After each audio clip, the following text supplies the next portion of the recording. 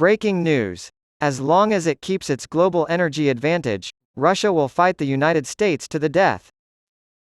Russian geopolitical plans center on its massive oil and gas reserves in the Arctic, which the country plans to develop further.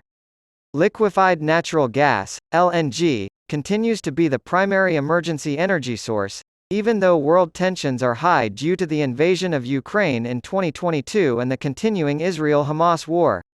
Developing and expanding a seller's market share for LNG is typically less expensive in the long run due to the significantly lower infrastructure requirements compared to pipeline-based delivery of oil or gas.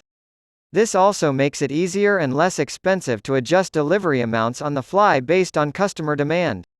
To summarize, following the sanctions imposed on Russia's oil and gas supplies in response to the invasion of Ukraine on February 24, 2022, LNG solidified its position as the world's pivotal energy source. Russia began to significantly expand its LNG capabilities when it was considering its 2014 invasion of Ukraine, during which it annexed Crimea.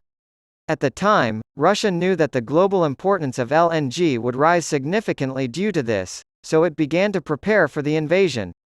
Several senior sources in the U.S. and European energy security complexes exclusively spoken to by oilprice.com over the years told the publication that China knew this as well, as it had been informed by Russia of its broad military plans. As thoroughly examined in my latest book on the new global oil market order, this is the reason China committed to massive LNG contracts with Russia and subsequently Qatar beginning at that time, and continued to do so even as Russia invaded Ukraine a second time in 2022. It should come as no surprise that Russia has pledged to do all in its power to thwart fresh U.S. sanctions that target its Arctic LNG 2 project and other individuals and entities linked to Russia's involvement in the conflict in Ukraine. These sanctions were imposed a little over a week ago. A senior legal source connected to the U.S.'s Russia sanctions program exclusively spoke to oilprice.com last week, stating that the ultimate goal of the United States in dealing with Russia's ambitious plans in this critical global energy source is to destroy them.